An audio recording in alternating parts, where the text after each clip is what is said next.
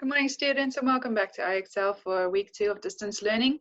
I hope that week 1 that you've managed to see where the issues have been and are managing to find a routine that works for you and your family. Don't forget that I am available on email or Google Classroom to try to get back to you about questions. I've had a few questions come my way that you've been able to answer for each other, which is really great as well.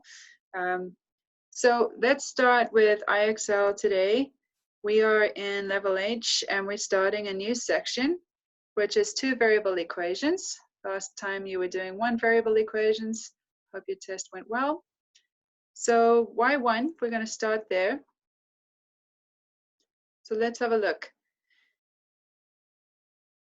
Does XY satisfy an equation? So what I want you to see first off right away is that X and Y is exactly what you need to be looking at here, right? So this first number will always be X and the second number will always be Y, all right?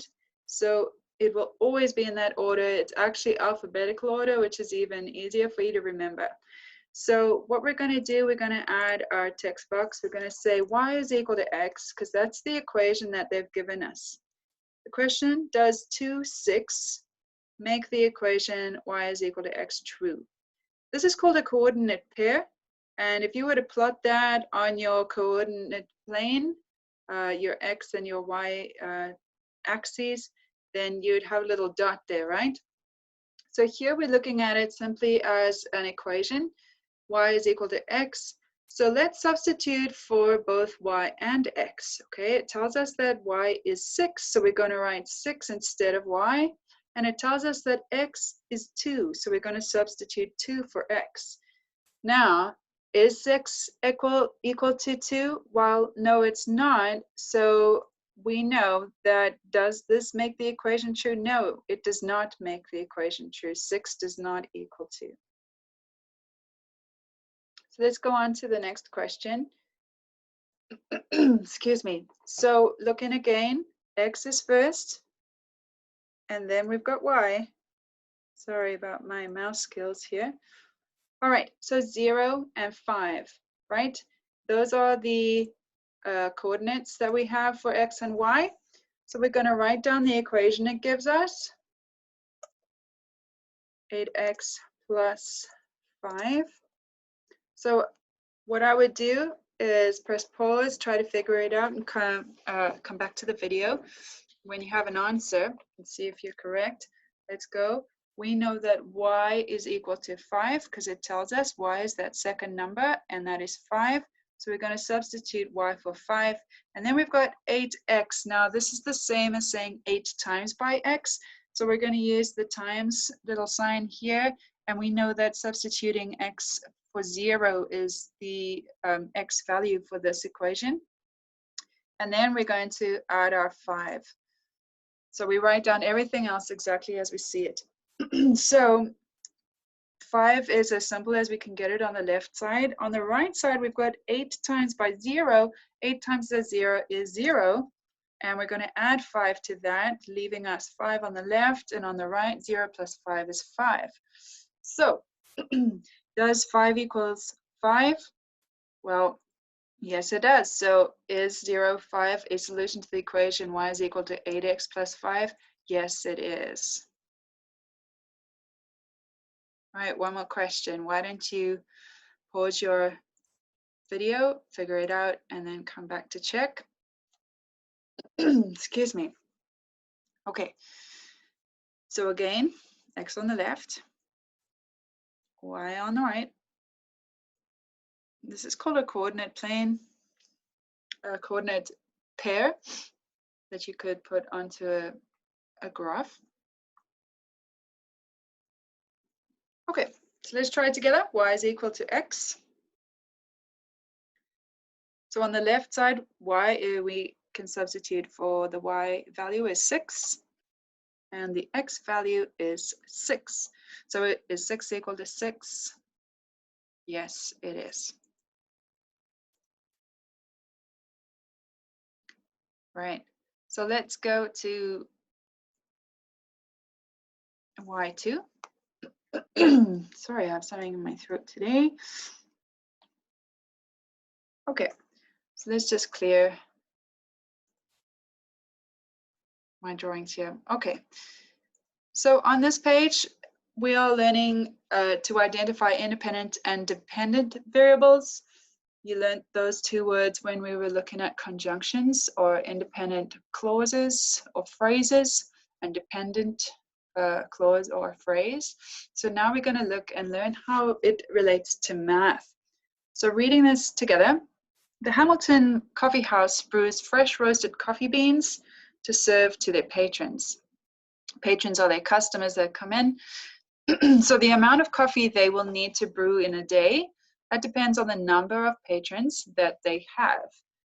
So giving them the variable letter C is equal to the amount of coffee that they will need to brew. That's just explaining what C represents. And P represents the number of patrons that there are. Which of the variables is independent and which is dependent? Okay, so we're going to look back again at the first little representation of what the story is. So the Hamilton Coffee House brews fresh roasted coffee beans to serve to their patrons. This is the sentence that we're wanting to look at. The amount of coffee they will need to brew in a day depends on the number of patrons that they have. So if we read this together, the number of patrons that come in, that is the independent. The depend is referring to what he's just spoken about, right? So this depends on that. The amount of coffee they will need to brew in a day depends on the number of patrons. If there are tons of patrons come in, they'll need to brew a whole lot. If they have 1 or 2 patrons coming in, they won't have to brew a whole lot. So this part is the dependent part upon this. It depends on that. If you think about a question that you have for your parents, can we please play a board game together as a family tonight? And your mom or your dad might say, well, that depends if you've got your schoolwork complete, right? So schoolwork being the independent, that's the one. And the dependent, if it happens or not, is the board game, okay? So looking back here, which of the variables is independent and which is dependent? Well, let's look at the options. Here is the independent variable, here is the patrons, and C is the dependent variable, okay? So this tells us that coffee, the amount of coffee that they brew, depends on the P, the patrons. And so this is the one that we want to be choosing for this one. The more you look at it, the more it will make sense. So let's try another one together. One, you press pause, read it through, figure out if you get the right answer or not. So let's read it together. Alec is going to hang up clean shirts in the closet. The number of clean shirts to be hung up will determine the number of empty hangers Alec needs.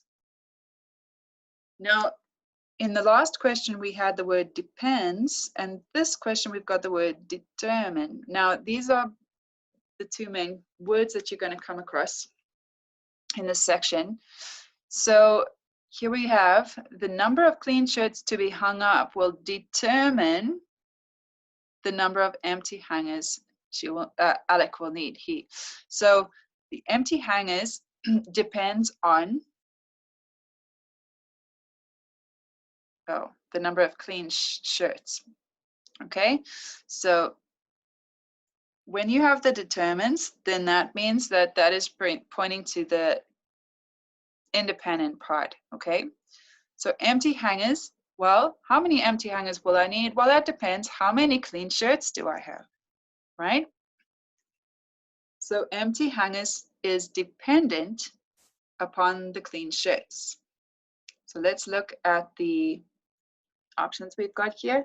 H is the independent. Let's look, what was H? The number of empty hangers. No, we know that the number of empty hangers depends on the clean shirt. So we want H to be the dependent variable.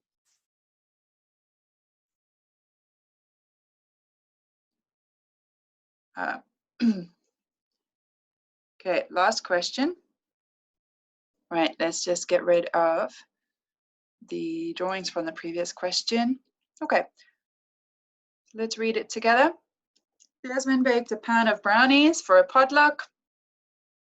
The number of squares he cuts the brownies into will depend on the number of people attending the potluck. So S is the number of squares that Desmond cuts the brownies into, and P, the number of people attending the potluck.